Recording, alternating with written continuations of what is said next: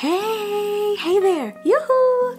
How are you doing? Well, you know what I always say, I hope you are doing absolutely fantastic because I am living my life like it's golden. Welcome back to another episode of In the Kitchen with Abeja Theatra. Today we are making some delicious food that you can have for lunch or dinner. Guess what it is? Well, I'm sure you saw the title, but I'm gonna tell you anyway. Quinoa Black Bean Burgers. Gotta love these. For anyone who has tried black bean burgers before, you know that they do not replace an actual hamburger. However, they have their very own unique taste and flavor that is just as good and filling because, I mean, it's beans. And if you add something like quinoa, it's just gonna be even more filling. I've already prepared my ingredients and everything so we can get straight to the cooking. So you're gonna use 1 can of black beans, or any bean of your choice to be honest. I've got 1 can of tomato paste. We're not going to use the entire thing, but we're gonna need it. This is optional, flax seeds, but I encourage you to put them in there. We've got our panko Japanese style breadcrumbs. I've got everything from green, red, orange, and yellow bell peppers in here. Some leftover scallions and purple onions, and then 2, but really 3 minced garlic because one of those things was ginormous. And then we've got all of our seasonings. All right, you guys, so before we even get started on the black bean burger recipe, we're gonna start with the quinoa, which I guess is technically still part of the recipe, but we need to go ahead and get this cooking, okay? So the general rule of thumb with quinoa is that you want to use 1 part water, 1 part quinoa. I only have a little left. Okay, the rest of those are just flying around. It's probably actually 1/4 of a cup of quinoa.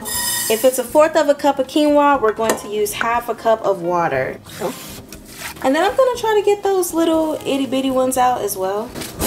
So we've got the quinoa on the stove. We're for sure gonna let it cook for at least 10 minutes. We really want to make sure that the water is almost non-existent. But what I'm gonna do, because it's so hard for quinoa to really take on flavor when you're seasoning it, is I'm going to put some of this Better Than Bouillon seasoned vegetable base in there because it will absorb all that water. So we want to flavor the water. 1/2 spoonful, so it's probably almost a tablespoon.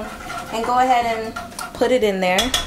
Alright, so I want that to cook as fast as possible, or at least get to a boil, so I put it on high. And when it starts boiling, I will cover it with the lid and put it on low. So now that the quinoa is on the stove, we're gonna go ahead and move to making our black bean burger mix. So as you can see, I've got my black beans in here. I highly recommend that once you take them out of a can, you put them in a strainer and rinse them off, just to wash off all that excess stuff that is on there. So this was leftover bell peppers that I had. It wasn't a lot. I'm just gonna go ahead and toss that in there. Now, before I get too carried away, I'm actually gonna go ahead and smash this down as much as I can. If you have a potato smasher, that's awesome. But you can also use a spoon. So technically speaking, you really want to try to mash the beans before you put anything else in it, but it's whatever.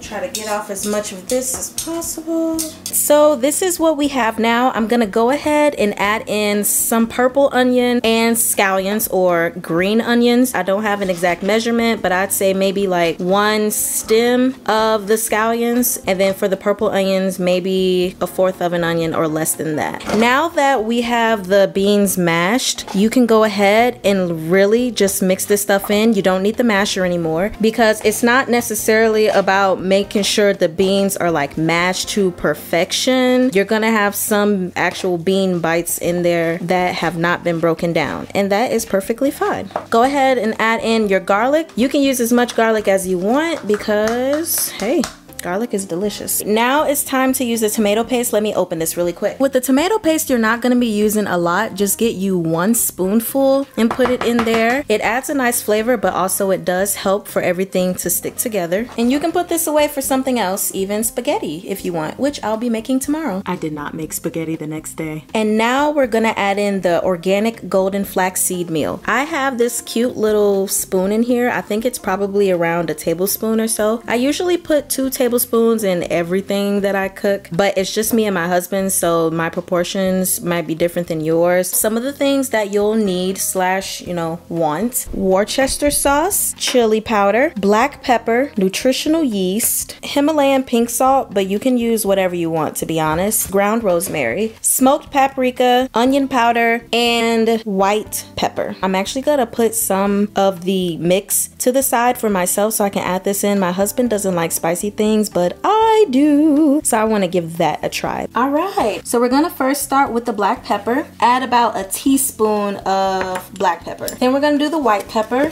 Add a teaspoon of that as well. 1 teaspoon of onion powder, 1.5 teaspoons of paprika, 1/4 of a teaspoon of rosemary, 1/4 of a teaspoon of chili powder, and depending on what kind of salt you're using, you'll want to modify the amount. Pink Himalayan salt is really strong, so I'm gonna try out 1/4 of a teaspoon of Himalayan salt. I really apologize, but I lost some footage of my seasoning modification, so I'll just make sure that the exact measurements are in the description below so there is no room for confusion. Okay, so now that we are done with seasoning, we can go on and start to prepare our quinoa black bean burgers for cooking. When you prepare the batter, you're gonna get your hands messy, so you can either do that or put on gloves. I'm choosing gloves because I'm not taking this off. All you're gonna do is take some of the mix and you're going to form it into a ball. It's the same thing that you would do if you were cooking actual hamburger meat. You can make this as big as you want, but try to make it more on the flatter side just so the inside can be cooked as well, even though it's not like you're gonna die if anything's not cooked, because all of these things can be eaten raw. Also, beans and quinoa are more filling, so it's not like you're gonna need a whole lot. So once you've created your ball like so, you are just going to push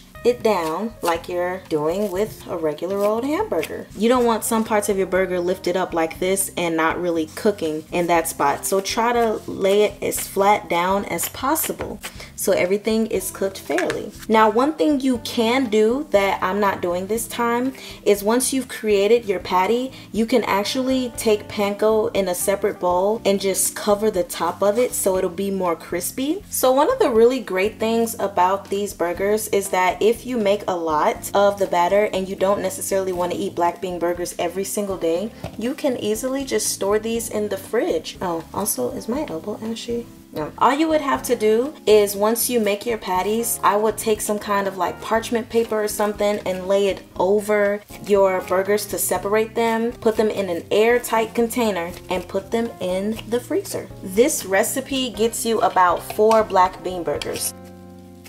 I've got the stove on medium high. I think I'll move it to 6 though. This one is his. Just gonna put it there and put mine there. And ultimately what you're gonna be doing is cooking these on one side for anywhere between 5 to 7 minutes. And then you're gonna flip them on the other side and do the exact same thing. All right, you guys, so I have finished with the black bean burgers. I wanted to show you more of the process in making them as far as flipping them over and everything. But honestly, a lot of crazy stuff's been happening, so I just didn't get that on camera. Anyways, this is what the finished product looks like. It looks very good. It looks kind of sort of charred, but not really. My husband and I are gonna go ahead and start making our plates.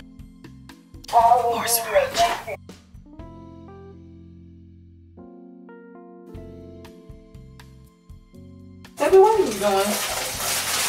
Alright, you guys, so here is my black bean burger and fries. I think this is just absolutely amazing and I'm really excited to dig into it. You guys, again, we haven't had food all freaking day. Normally there were other extravagant things I would do, but I'm just really hungry. I'm gonna go ahead and try this for you just so you guys can see me eat my own stuff, right? So here I go. Now let me turn it this way though. I want this side of the bread eaten first. Okay.